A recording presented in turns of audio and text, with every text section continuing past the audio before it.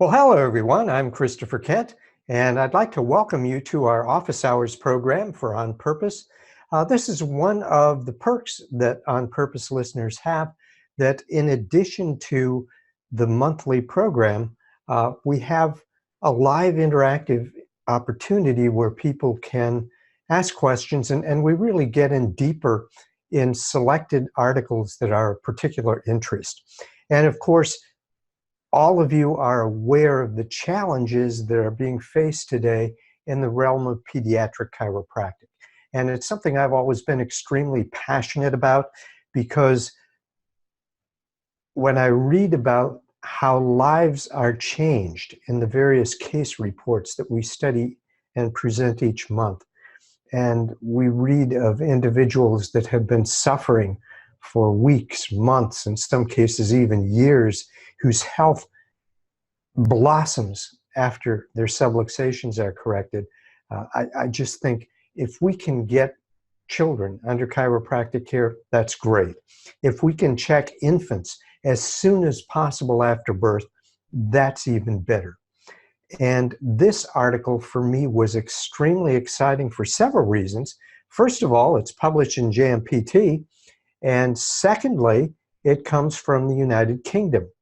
And we've faced challenges in the United Kingdom before, as you well know, with chiropractic as anything other than a musculoskeletal treatment modality. And we're currently facing some very serious challenges to pediatric chiropractic in Canada as well as Australia. So here's the headline, very exciting. They reported that statistically significant improvements were reported across all aspects of infant behavior in these infants that were under chiropractic care. What do we mean by statistically significant? P stands for probability, and 0.05 is kind of the industry standard.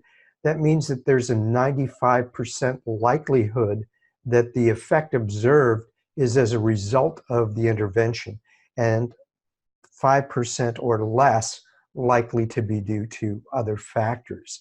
So that's truly exciting stuff. So what do we mean when we talk about all aspects of infant behavior?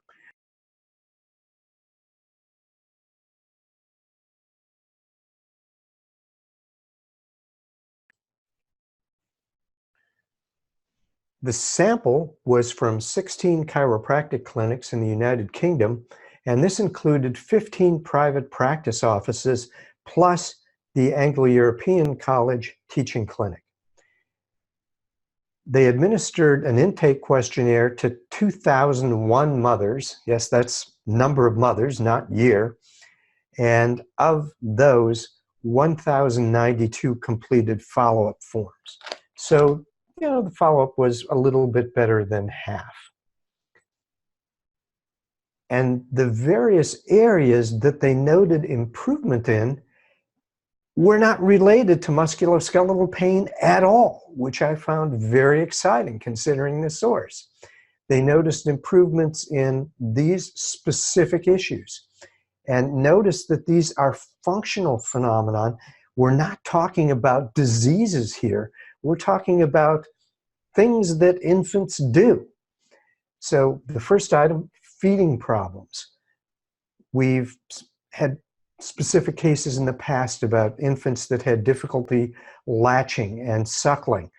That's one of the things they noticed improvement in. They noticed improvement in sleep issues, excessive crying, problems with a supine sleep position, infant pain, which of course is really difficult to assess indirectly, but they put it on the list, and really wasn't the focus of the study at all, as you can see. Restricted cervical range of motion and the time needed to perform prone positioning. So they noted improvements in all of these dimensions. And bear in mind, well, how do you measure this stuff? This is based upon the mother describing the infant's performance, the infant's behavior.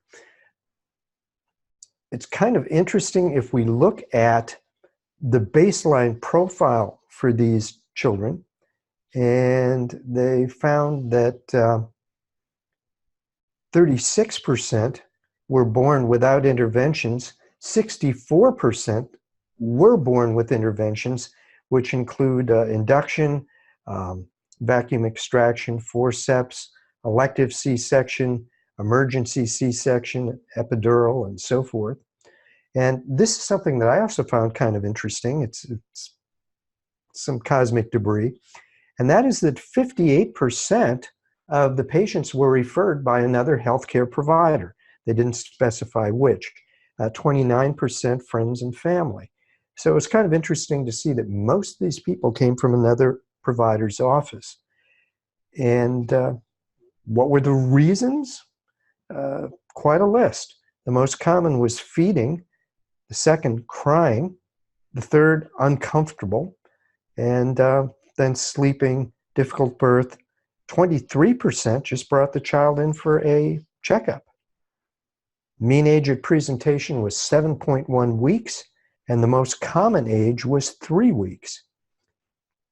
The number of visits was also very interesting. On average, infants underwent 4 visits. They called them treatments during the course of care, and the most common number is 3. So it didn't take a lot of visits to produce these rather spectacular results. But here's something that perhaps you weren't expecting. And that is they asked the mothers not just about the behavior of their children, not just about the challenges that their children were facing. They asked the mothers, how do you feel? And there was improvement in depression, anxiety, and increased satisfaction with motherhood. 82% reported definite improvement of their infants on a global impression of change scale. Very, very exciting stuff. In terms of satisfaction, 95% felt the care was cost effective. In other words, it was worth what it cost. 90% rated satisfaction 8 or higher on a scale of 11. I don't know why they used 11 instead of 10, but they did. But 90%, 8 or higher. There were no adverse effects noted, and they said 5.8% had what they termed minor self-limiting side effects. And curiously, when asked to list the side effects, some of them were actually beneficial. They said, sleeps better. On the negative, some people said baby was more fussy after seeing the chiropractor for a brief time. But again, the issue that people are trying to bring up is that there's no evidence to support chiropractic care for infants and children, and secondly, that there are safety issues here. And this sort of study really helps to provide the intellectual ammunition that people may need to make a good argument. And when we look at children in chiropractic, we should really kind of look at what the de facto standard is. And this isn't gratuitous medic bashing. This is just making you aware of what the standard of care is that they accept. 3/4 of the prescription drugs on the market do not have labeling indications for children, leaving their use in children to physicians' discretion.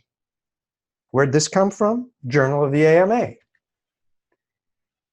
Almost 80% of hospitalized children get drugs that are not approved for pediatric use. Wow. Where's this from? Archives of Pediatrics and Adolescent Medicine. And the authors note that using drugs that have been insufficiently studied in children has contributed to adverse outcomes which have been documented in the medical literature. Physicians who treat children often prescribe drugs for off-label uses because little information is available from well-controlled studies. This is from American Family Physician several years ago. And please, what's important about this is that regulatory boards are telling chiropractors that unless they have high-level randomized controlled trials, replicated studies, high-level evidence, they can't make claims. Yet this is the standard that's accepted by allopathic medicine. From Archives of Internal Medicine, 73% of off-label uses lacked evidence of clinical efficacy. Wow. The incidence of preventable adverse drug reactions in children, they said, was similar to adults. And in the individuals surveyed, over 50% of the reported ADRs resulted in treatment intervention or temporary patient harm. So half. In-hospital medical errors are responsible for the deaths of nearly 4,500 children in the US every year. Now, it's important that we differentiate between errors and iatrogenic episodes. Errors mean the doctor did something wrong or failed to do something right. The doctor made an error. On the other hand, iatrogenic episodes are where the doctor didn't do anything wrong. There are just inherent risks in the intervention. So where the doctor messed up, 4,500 deaths per year. And as one of the authors said, bottom line is that none of these events should have happened. This is from the BMJ. A recent review of all studies concerning the reasons for pediatric hospitalization of children under 19 found that 2.09% of all pediatric hospitalizations were caused by adverse drug reactions, and 39% were life-threatening.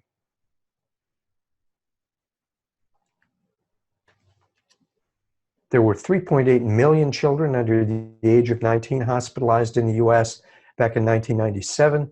This means that in 1 year, there are 79,000 children admitted to the hospital because of adverse drug reactions. And 31,000 of these were considered life-threatening. Studies suggest that the FDA's adverse event reporting system database captures only 1 to 10% of drug-induced side effects. And USA Today said that the number may be even less than 1%. So if we're going to be completely fair, what about adverse events of so-called spinal manipulation? We really don't have literature that discriminates between so-called spinal manipulation and specific chiropractic adjustments. But just looking at what's out there, they reported 14 cases of direct adverse events and 20 cases of indirect adverse events, that is, delayed diagnosis. What, in a year? No, as far back as the literature goes. The risk of neurological or vertebrobasilar complications from a chiropractic visit was estimated at 1 in 250 million pediatric visits. And again, it's hard to get good numbers because if these events even can be documented, the numbers are so incredibly low that it's difficult to study them. And this is merely an estimate. It's someone's opinion. So if that's the case, what's the incidence of stroke in children as a random event? 2.5 to 2.7 per 100,000, according to the Journal of Child Neurology. Wow. Well, back in 1989, in the Journal of Chiropractic Research, they did a comparative study of the health status of children raised under the healthcare models of chiropractic and allopathic medicine. So how did they do this? 200 pediatricians and 200 chiropractors were randomly selected. They were sent a survey, and they found that nearly 43% of the medical children suffered from tonsillitis, compared to less than 27% of the chiropractic children. There was also lower antibiotic use and a lower incidence of disease. And if we want to get a little more specific, tonsillitis, the MD 43, DC 26.3, otitis media 80.1% versus 31%, antibiotic use 90 versus 50%, other medications 30 versus 10%, vaccinations 94%, and the medical group, chiropractic group, was 25%. Very interesting stuff. If we want to dig a little bit deeper into the history of chiropractic healthcare for infants and newborns, one important paper that was published was the paper describing KISS, K-I-S-S, which stands for kinematic imbalances due to suboccipital strain in newborns. And the author was Heiner Biedermann, who is a medical physician in Germany, and he made a very interesting observation. He wrote, a wide range of pediatric symptomatology results from suboccipital strain. Altered proprioception causes dysfunctional input.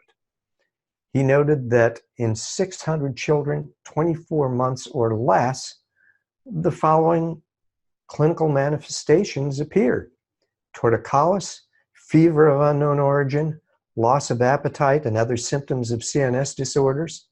Other symptoms included swelling on one side of the face, asymmetric development of the skull and hips, crying when the mother tried to change the child's position, and also an extreme sensitivity of the neck to palpation. There was a more recent paper published in JMPT by Dr. Biedermann titled Manual Therapy in Children, Proposals for an Etiologic Model. And in this one, he got a lot more specific. He talked about radiography and the assessment of these young little people. And he noted that the frontal angle of the occipito-atlantal joint in children is difficult to measure, and that looking at a sample of more than 1,000 radiographs, an almost horizontal orientation of the frontal angle at occiput C1 was noted. At about age 11, the adult configuration is almost always attained. And here's an example of a radiograph, and you can see how the articular locks that we're familiar with between occiput and C1 really haven't fully developed yet. Looking at the sagittal image, he notes that the development is somewhat similar to what was seen in the frontal plane, and that the range of motion is going to be altered. Note, too, that there may be asymmetry of the condyles and lateral masses, and that, too, may lead to aberrant motion. So he described what he called KISS 1. But before we get into that, he said that 3 aspects combine to render the suboccipital region particularly vulnerable during the first months of life: insufficient articular restriction motions between condyles and C1, insufficient muscular fixation between head and trunk, and underdevelopment of neuromotor control. He said, studying the strain exerted on the suboccipital structures during birth, one may be astounded that no lasting injuries are caused. We tend to forget how dangerous these few centimeters of tissue are. In research done in the Netherlands, he cites a source that said healthy newborns were examined routinely after birth, and a noticeable amount of intracerebral lesions were noted.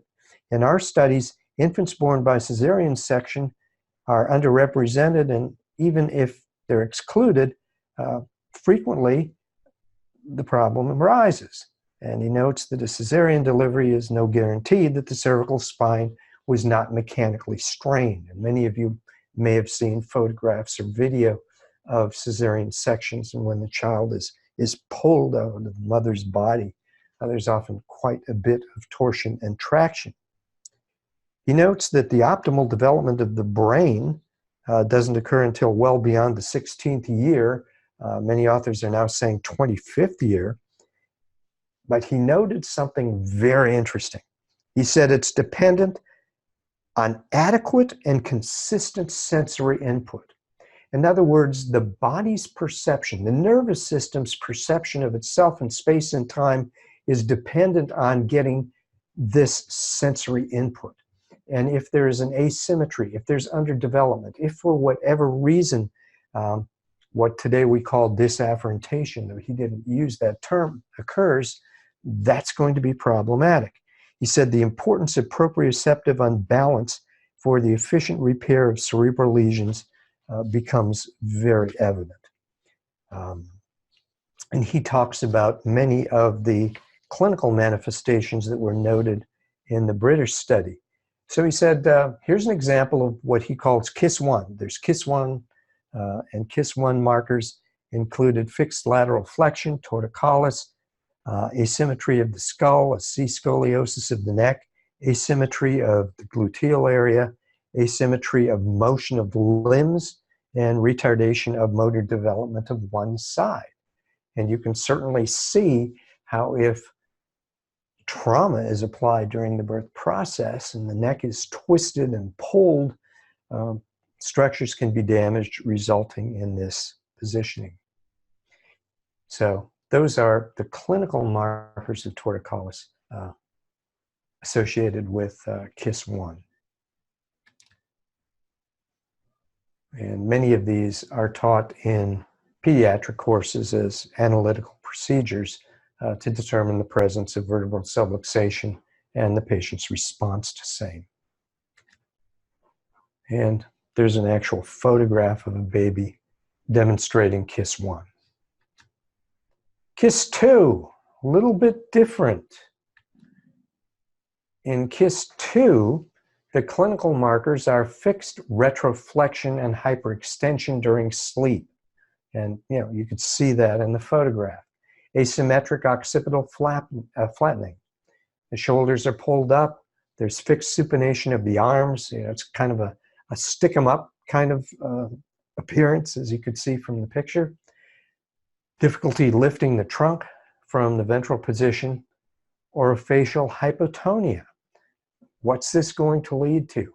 As we discussed earlier, difficulty with latching, suckling, breastfeeding. And again, here's an example of the child with the head extended and rotated. And again, you can see how the hands are positioned. In this case, the arms aren't in the stick-em-up position, but they are both demonstrating the presence of the anterior aspect of the palm. So here we have a radiograph, and this radiograph is of a somewhat older individual, not an adult, but not a newborn. And he talks about the regular morphology of C1 and how radiography may be used to help verify clinical tests. Again, you can see pretty well that there's a flattening here. It hasn't fully developed. And here we have an individual showing that the articular facet on one side is somewhat dysplastic, that there is an asymmetry there, and as a consequence, this may result in biomechanical dysfunction.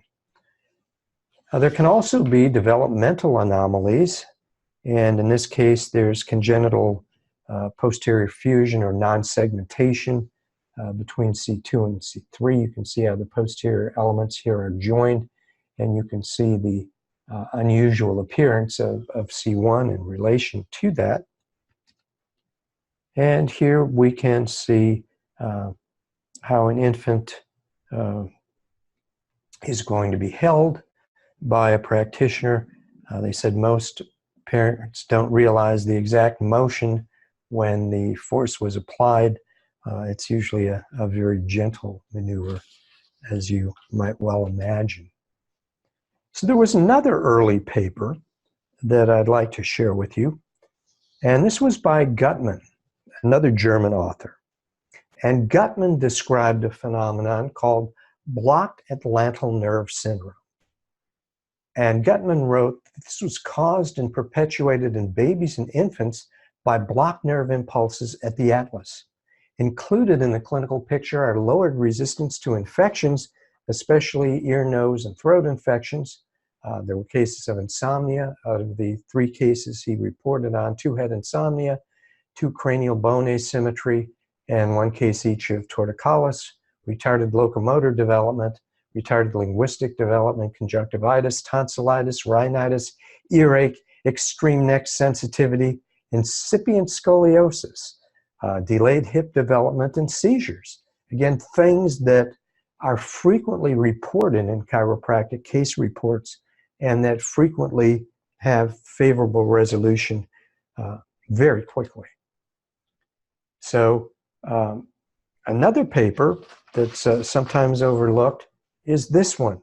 And if we go back to the blocked Atlantal nerve thing, the author wrote that the central nervous system has a deficiency in adaptability to changes in position of the head and body, and that the most frequent symptoms of this motor response brainstem component include torticollis, what he calls compulsive positioning, and increased asymmetry of the head.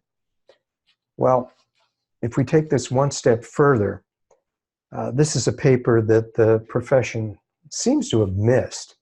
And it might be because it's in a journal that's no longer published and really didn't have wide circulation when it was. This was a paper by Schneier and Burns, and it's called Atlanto-Occipital Hypermobility in Sudden Infant Death Syndrome. I was on the committee that did that. I didn't do that. I didn't. Oh, okay. I think that was Sorry about Dr. that. Brewster. Hello. Anyway, this was done in conjunction with the coroner's office. They supported this work. They had an X-ray machine installed there. There were 50 cases, 10 SIDS, 10 non-SIDS. Radiographs were taken, and they all demonstrated a phenomenon known as atlas inversion, where the posterior arch actually went cephalad into the foramen magnum. And they noted that all SIDS cases demonstrated hypermobility at occiput and C1. So contrary to the claims of, well, the contrarians, there is evidence of a relationship between injuries at birth, even those births that are considered normal, problems in the cervical spine, upper cervical spine that may be reflected throughout the spine, problems in the nervous system related to disafferentation, retarded motor function, often aberrant muscular function, the things that we see in chiropractic all the time. So how can this occur? One hypothesis that has been proposed in the upper cervical community is that when there's displacement, dentate ligament attachments may actually cause disruption of the shape of the spinal cord, and in some cases may also affect the nerve roots. So this was kind of fun. When I was preparing this, I went to the dissection lab and I asked Dr. Rivera, who's in charge there, "You got anything demonstrating dentate ligaments?" And he said, "Sure." And here it is. And I was discussing this with him, and he said, "Well, I don't have an infant, but I can certainly show you a specimen demonstrating the upper cervical region and the related anatomy." And of course, where we have the turquoise arrows, we can see the vertebral arteries. You can see the relative asymmetry, and you can also see that kind of hairpin turb, or you know, this little kink here that is characteristic of that area where it passes through the transverse foramen. And at the yellow arrows, you can see the emerging nerve roots. And you can imagine how when one has the kind of trauma that occurs in the birth process, this can certainly do not wonderful things, both to the vertebral arteries, potentially, the spinal cord, and the spinal nerves. So here we have an illustration of the upper cervical spine showing the relationship between the spinal accessory nerve, the intracranial dentate ligament, and the posterior spinal artery, as well as the C1. So the relationships in there are quite fascinating. And I know in chiropractic there was a lot of debate for a while. People would always call me when I was, in the MRI biz, and they'd say, "Well, where does the brain end and the spinal cord begin? Is it at C1? Is it cephalad to that?" Well, first of all, Doesn't really matter because the stuff that's in there is in there, regardless of where an anatomist may arbitrarily decide to draw a line. More importantly, many individuals have Chiari malformations where there's caudad displacement of those structures. Regardless, the relationship between the vertebra, C1 and occiput, and the spinal accessory nerve and the posterior spinal artery and the C1 nerve are, you can see how close it is and how vulnerable these things are mechanically. So I remember reading recently some yellow journalist quoting an individual with no credentials in the healing arts, saying that this was a dangerous procedure that chiropractors were using, and that there was no biologically plausible way that chiropractic adjustments could have a favorable effect. Well, take a look. So that's the section that we're presenting to you today on the pediatric stuff. The other thing I wanted to touch on, perhaps not spend quite as much time on it, so I want to leave enough time for discussion if anyone's interested in that, or if anyone wants to share their own personal experiences, I'm sure that would be welcome too. But this was a new word, just kind of changing gears, and it was picked up by Psychology Today. And the title was, "Why Salutogenesis is the Best New Word in the Dictionary." I got into a discussion with a wonderful chiropractor, an upper cervical doctor I have great respect for, but he was suggesting that we shouldn't use the term subluxation because it's not in common usage, and we should use words that are common. And of course, I disagree. I think we should use terminology that's appropriate and that represents our unique contribution to healthcare. But this is kind of cool. Salutogenesis. I remember literally decades ago coming across some of Antonovsky's work on this and sharing it with the profession in some articles. And when I first brought it up, people said, that's such a weird sounding word. It's never going to catch on. Well, the best way to make sure a word never makes it into the dictionary or doesn't really enter a level of common usage that we'd like to see is to stop using it. Well, thankfully, people used salutogenesis, and voila, it made its way into the dictionary. And Psychology Today decided to talk about how good a thing this was. So what's salutogenesis? It literally means giving birth to health. It comes from salus, meaning health, wellness, invincibility, and genesis, to give birth to. So to that extent, it kind of metaphorically at least gets into our previous discussion on newborns. But what makes salutogenesis different, as articulated by this author, is that disease prevention focuses on minimizing health risk factors, and that has value. Having a cherry cheesecake and a bottle of gin for breakfast every morning probably isn't good for you. Smoking 6 packs a day, probably not good for you. So yes, we need to minimize health risk factors. But salutogenesis goes to a completely different level. Instead of trying to prevent something bad from happening, salutogenesis seeks to make something good happen. Health promotion, focusing on maximizing healthful behaviors. Salutogenesis focuses on the resources that move people toward overall well-being, even during stressful times. And I remember vividly when Hans Selye, who came up with this concept of stress, spoke to us at Palmer College back in the 70s. And people say, well, I want a stress-free life. And he pointed out that a stress-free life is incompatible with the human experience, that the thing that differentiates living things from non-living things is adaptability, stress, and adaptation. And that the key is discriminating between eustress, as in euphoria, EU stress, the good stuff that causes you to grow and expand the scope of the human experience, and distress, which triggers the freeze, fight, flight response and all of the negative things that go with it. And the thing that changes one from the other, the thing that determines what the nature of your physiologic response is going to be, is how you perceive it. Do you perceive it as a threat, or do you perceive it as an opportunity for growth?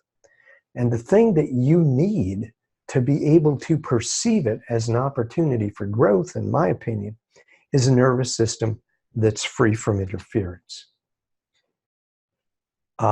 Craig Becker, who's kind of a guru of salutogenesis, a latter-day researcher and author, talks about how pathogenesis starts by considering disease and infirmity and then works retrospectively, backwards, to figure out how you can avoid, manage, or eliminate disease.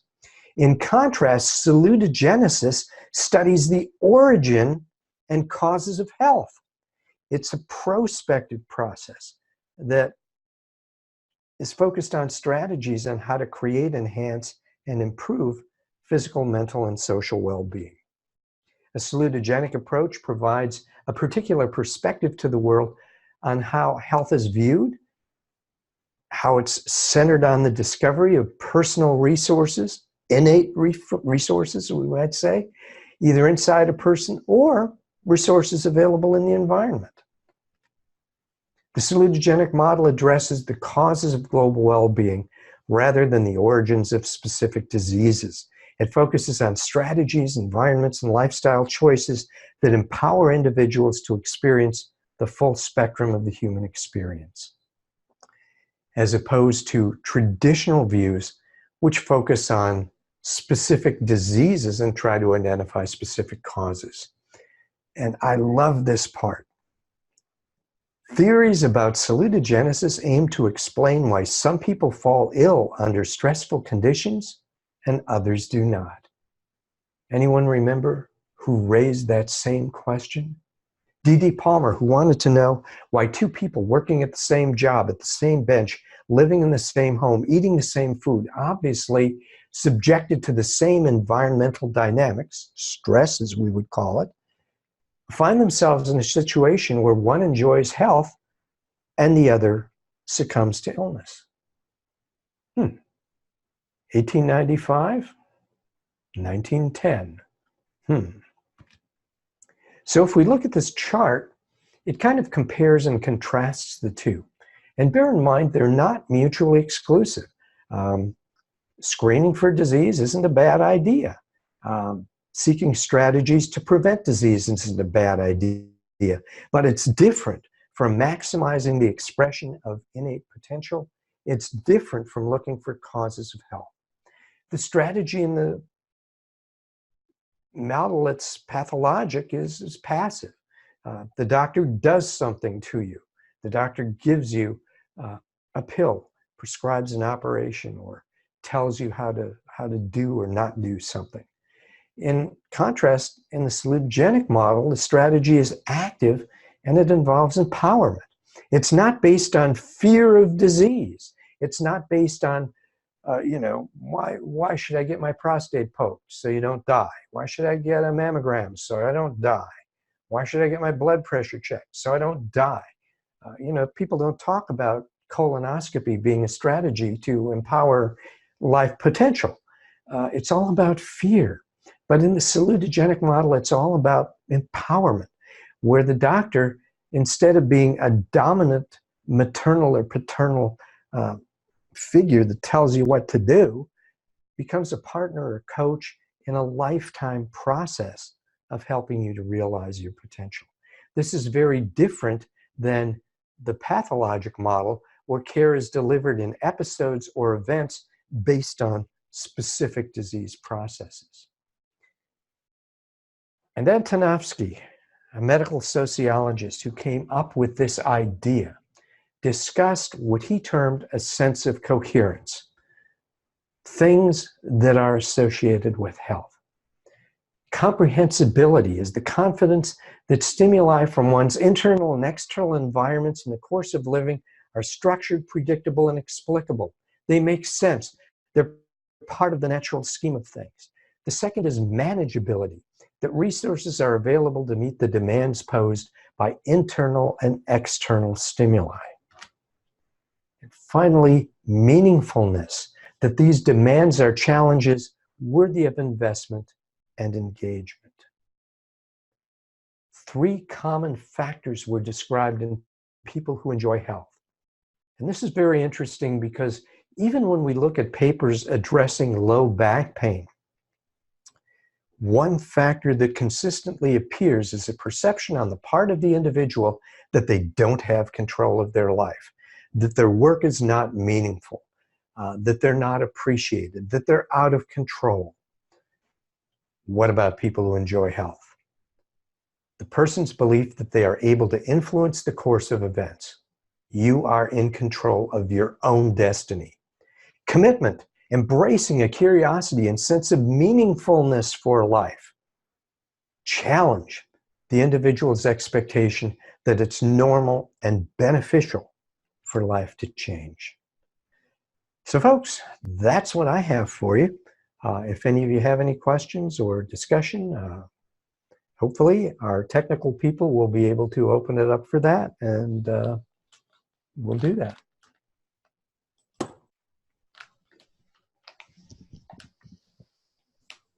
Does anyone have any comments before we move on? Questions, comments? I thought I heard Alan in there earlier talking about his involvement in that study with Schneier and Burns in the coroner's office. Guess not. Okay. Great. Well, Dr. Kent, this was amazing. As a mom, I feel so blessed to be involved in chiropractic and having that be part of my family's life. So this was great. I mean, you know, most of it was a little bit over my head, but it's great to know that there's professionals out there that can help people make the right decisions. And one of the things I want to make sure everyone on this call has the opportunity to do is visit the website for chiroonpurpose.com/July. So it's chiroonpurpose.com/July. This is a place where you can go and find out more about On Purpose, because this is the type of stuff that goes on every month. This is what makes a difference in your community. This is the opportunity to get reliable information, to know that the information you're getting has been thoroughly researched and that it's something you could use in your office with your patients with confidence. On Purpose office slides, you've seen some slides here today. It makes a difference. So please, I encourage everyone to go there and take a look at that. I'm blown away. This was fabulous. Thank you so much for taking your time and doing it. I'm sure everyone agrees this was pretty outrageous. Well, thank you. And I really appreciate everyone coming. And, you know, I just want to get this stuff out to the profession. We do it at an incredibly ridiculous price just to kind of help defray our expenses and so forth. And, you know, we invite you to become a purposeful person, a part of the On Purpose family. I don't think of On Purpose as being something that you buy. You know, we're not selling CDs. We're not selling web access, and we're not selling access to an app. What we're doing is we're inviting you to join a movement to vouchsafe the principle of chiropractic and to empower you with intellectual ammunition, to give you the latest scientific data as well as historic scientific data that may be associated with that. We give you references. And for patient education, we actually have slides that you can play in your office so that productive use can be made of the time in the reception room and so forth. And again, what's different? They're new every month. And they're referenced. Anyone can look it up if they question it or if they want to learn more. So, any closing comments? I see people are writing comments in, thanking you, and Alan said, excuses, unintended interruption. You know, and I sent him a thing saying, glad he jumped in. You know, Yeah. Al and I go way back. I don't want to waste a lot of time, but we were both on the board of trustees, and we're both working at Sherman now. So we were talking about starting an ex-trustees club. But our offices are nearby, and we're involved in some research projects, and hopefully some even more exciting stuff will be coming out in the pipeline. So I always welcome Alan's comment. Well, this is terrific, and I can see by the comments that people are writing, they appreciate us doing it. We're going to continue to do this, but by all means, please visit chiroonpurpose.com/July. We have a special offer for those who are on this call, so please take advantage of that. And this has been great. Okay, good night, everybody. Okay, thank you.